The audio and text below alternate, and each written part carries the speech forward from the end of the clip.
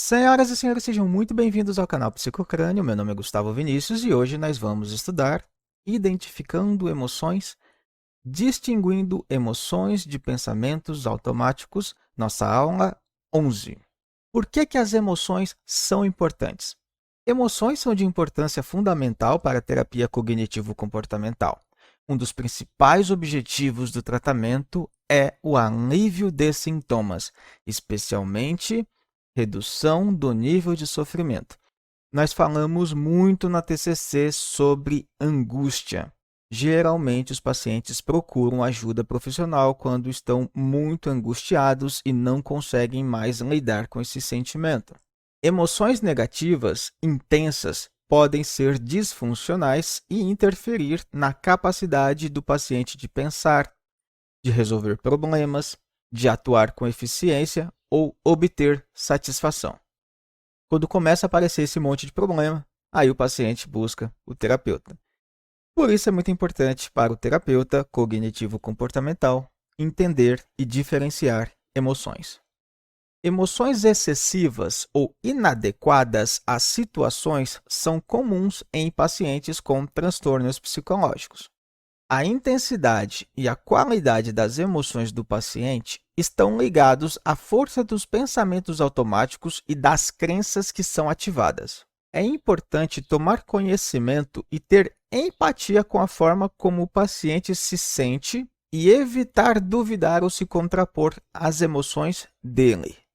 Avalie os pensamentos e as crenças que estão subjacentes ao sofrimento para reduzir sua disforia. Não avalie suas emoções. Quando o paciente trouxer para você relatos de emoções, de como ele se sentiu em determinadas situações, você não vai avaliar a emoção. Você vai avaliar o que provoca a emoção, que é a forma como aquela pessoa está interpretando a situação. Você vai usar a emoção como uma informação, mas não é a emoção que vai ser avaliada. Não discuta todas as situações em que o paciente se sente disfórico. Use a conceituação do paciente para decidir quais problemas são mais importantes. Em geral, os problemas mais importantes são os associados a altos níveis de sofrimento. O objetivo da terapia cognitivo-comportamental não é se livrar de todo o sofrimento. Até as emoções negativas têm sua função na vida. Assim como dores físicas, têm a função de alertar algum problema no corpo que precisa ser abordado. O livro usa termos emoções negativas, mas eu, particularmente, como psicólogo também, não acredito que existam emoções negativas. As emoções são neutras. Elas são uma forma de comunicação com o corpo e a mente de um indivíduo. Por exemplo, se uma pessoa está triste com o trabalho, significa que ela precisa de uma mudança naquele trabalho, ou de trabalho, mudar para outro trabalho, não sei, ou mudar as formas de relação, mudar a forma com que ela se sente valorizada ou não naquele trabalho. E isso é uma emoção necessária. Eu não colocaria essa tristeza como uma emoção negativa. Porque se você não sentir essa emoção, você não vai perceber, não vai entender que mudanças precisam acontecer. Bom, mas enfim, um livro descreve emoções negativas. Aí eu não sei, pode ter sido questões de tradução, ou pode ser que a autora entenda emoções negativas como as emoções que atrapalham o dia a dia do paciente. Essa conversa pode ser bem ampla e depende da percepção de cada um. Então vamos prosseguir aqui. Distinguindo pensamentos automáticos de emoções. Muitos pacientes não distinguem seus pensamentos e emoções. Seu papel de psicólogo, de terapeuta, é buscar um sentido na experiência do paciente e compartilhar com ele a sua compreensão, ensinando-o a olhar suas experiências sob a perspectiva do modelo cognitivo. Organize o material que o paciente apresenta dentro das categorias do modelo cognitivo: situação, pensamento automático e reação, que pode ser uma emoção, um comportamento ou respostas fisiológicas. É muito importante ressaltar que muitos pacientes chegam na sessão sem saber distinguir as coisas que estão acontecendo na sua vida. As pessoas chegam muito confusas. Elas não sabem significar ou nomear as situações, os pensamentos, as emoções. Então, é muito importante você ir categorizando todo o material que ela traz, todos os relatos em modelo cognitivo, para tudo ficar bem especificado, para tudo ficar bem claro para o paciente. Na maior parte do tempo, denominar erroneamente um pensamento como se fosse um sentimento é relativamente pouco importante e você poderá fazer uma correção sutil. Porém, existem situações em que ensinar a discriminar os dois torna-se importante. Ver exemplo das duas situações na página 181. Vamos lá. A terapeuta pergunta: quando nós definimos a pauta, você mencionou que queria conversar a respeito do telefonema para o seu irmão? A paciente responde: eu liguei para ele umas 2 noites atrás e ele me pareceu meio distante. E como você estava se sentindo emocionalmente? Eu senti como se ele realmente não quisesse falar comigo, como se nem se importasse por eu ligar ou não. Veja bem, a terapeuta pergunta: como você estava se sentindo emocionalmente? E a paciente responde: eu senti como se ele realmente não quisesse falar comigo. Isso daqui não é uma emoção, isso daqui não é um sentimento. Isso daqui é o que ela pensou da situação. Então a terapeuta diz: então, quando você teve os pensamentos, ele realmente não quer conversar? Ele nem se importa que eu liguei? Como você se sentiu emocionalmente? Triste, irritada, alguma outra coisa? A terapeuta corrige de forma sutil, este é o nosso primeiro exemplo, e o que ela relatou, na verdade, foram pensamentos. E aí ela pergunta novamente como ela se sentiu emocionalmente.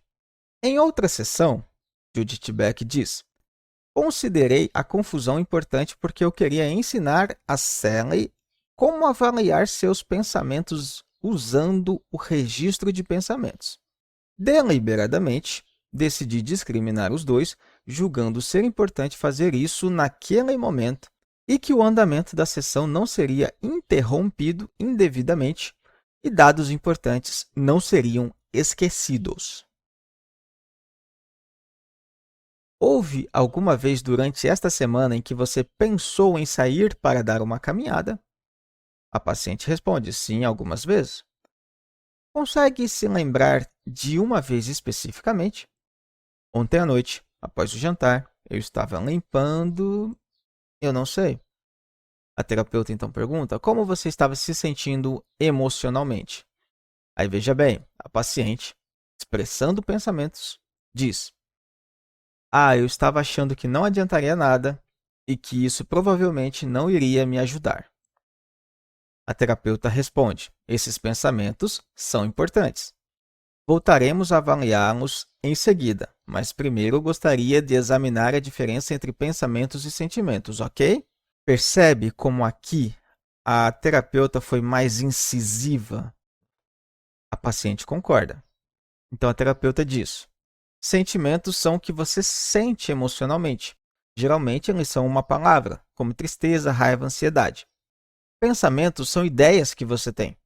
Você os pensa em palavras ou em quadros ou imagens. Entende o que eu digo?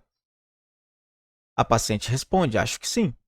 Então vamos voltar no tempo para ontem à noite, quando você pensou em sair para dar uma caminhada. Que emoção você estava sentindo? Triste, eu acho. E a terapeuta diz: e os seus pensamentos eram: isto não adianta nada, eu nunca vou melhorar? A paciente concorda. Você conceitua continuamente os problemas do paciente, procurando entender a experiência dele, seu ponto de vista e como suas crenças subjacentes dão origem a pensamentos específicos em uma situação específica, influenciando suas emoções e seu comportamento. Daí, meu querido psicólogo, você coloca tudo isso em uma conceituação que fique clara e passa para o paciente. Deixa-o consciente de como as coisas estão funcionando no seu mundo interior. A conexão entre pensamentos, emoção e comportamento do paciente deve fazer sentido. Você vai investigar mais profundamente quando o paciente relatar uma emoção que parece não se encaixar no conteúdo dos pensamentos automáticos, como no exemplo da página 182. Vamos lá. A terapeuta pergunta: como você se sentiu quando sua mãe não ligou de volta em seguida? A paciente responde: eu estava triste. O que estava passando pela sua cabeça? Eu estava pensando, e se aconteceu alguma coisa com ela? Talvez tenha algo errado. A terapeuta pergunta: e você se sentiu triste? Sim. Eu estou um pouco confusa, porque para mim, eles se parecem mais com pensamentos ansiosos. Havia mais alguma coisa passando pela sua cabeça? Olha só, por que a terapeuta diz que isso foi um pouco confuso? A paciente começa relatando que estava triste. Entretanto, os pensamentos que ela trouxe foi: e se aconteceu alguma coisa com ela? Quando você pensa isso aqui, você não fica triste. Talvez tenha alguma coisa de errado. Você fica ansioso. Você fica preocupado. Você quer saber logo se aconteceu alguma coisa. Não triste. Então, aquele pensamento ali em cima, relacionado à tristeza, não estão coerentes, não fazem sentido. Por isso, a Judith Beck, a terapeuta, procurou mais pensamentos. Havia mais alguma coisa passando pela sua cabeça? A paciente responde: não tenho certeza. Que tal se fizermos você imaginar a cena, ajudando a paciente a lembrar-se vividamente da cena em forma de imagens? Isso é uma técnica de identificação de pensamento automático. Assista a aula anterior que você vai saber disso. Você disse que ela estava sentada ao lado do telefone, esperando que ela ligasse? A paciente disse: e então eu pensei, e se aconteceu alguma coisa? Talvez tenha algo de errado. O que acontece a seguir? O paciente responde: eu estou olhando para o telefone e fico chorosa. O que está passando pela sua cabeça? Se alguma coisa acontecesse à minha mãe, não restaria mais ninguém que se importe comigo. Olha só que interessante. Então, ter medo de não ter mais ninguém que se importe com você faz sentido? Sentir-se triste diante deste pensamento? Claro que faz.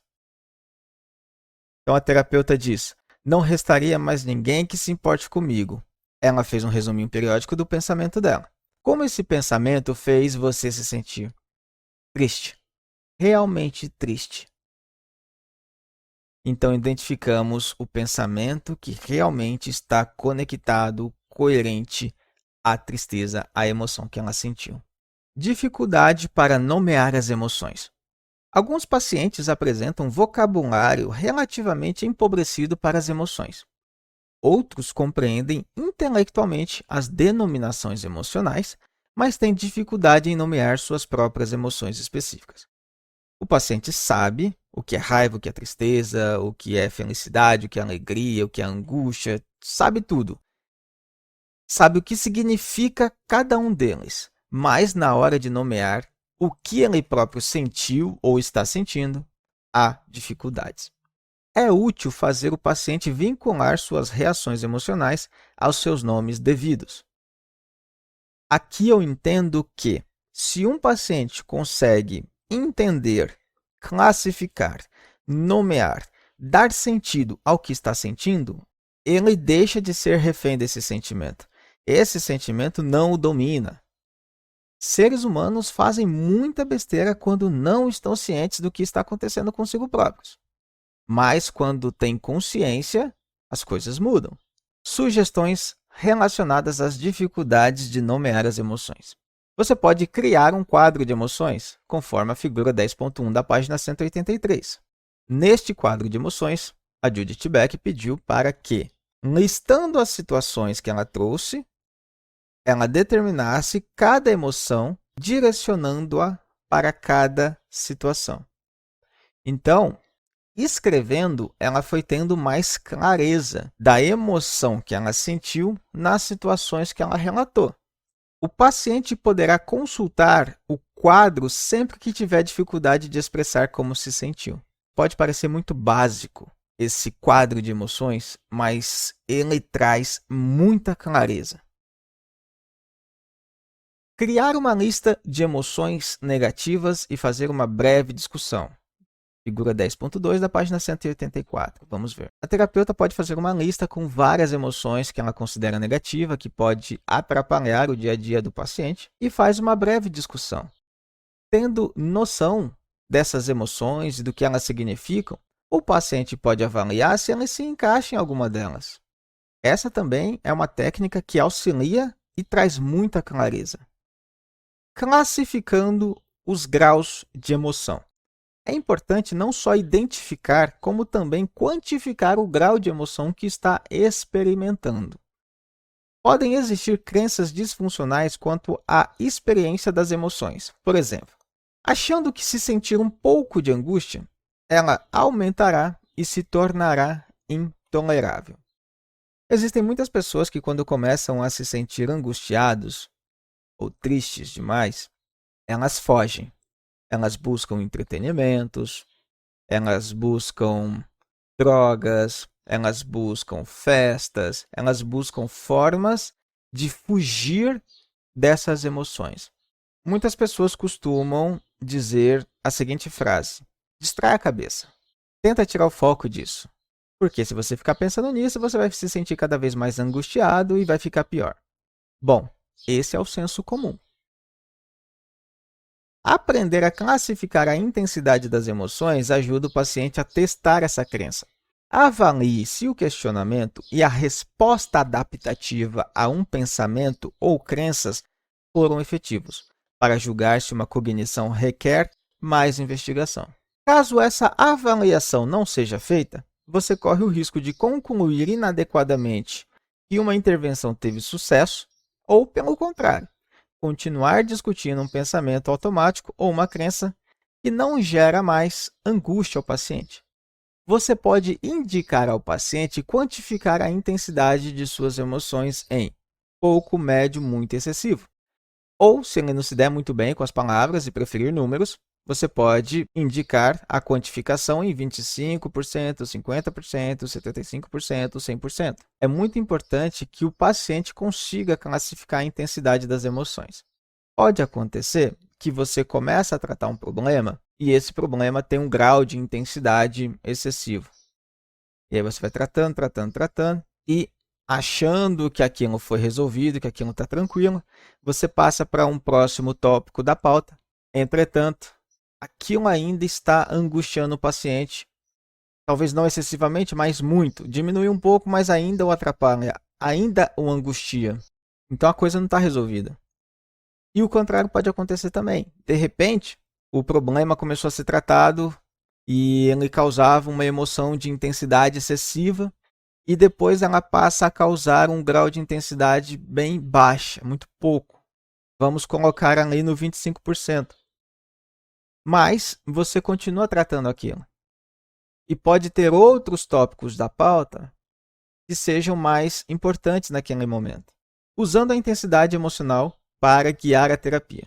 O paciente pode não se dar conta de quais situações trazer para a sessão. Uma dica é pedir que ele classifique o grau de sofrimento que ele ainda vivencia. Se a intensidade for baixa, você pode decidir focar em outra situação, conforme os exemplos que eu acabei de dar. O seu objetivo é obter um quadro claro das situações que estão causando sofrimento ao paciente. Você o ajuda a diferenciar claramente seus pensamentos das suas emoções. Desenvolve empatia com as emoções dele durante todo esse processo e ajuda-o a avaliar o pensamento disfuncional que influenciou o seu humor.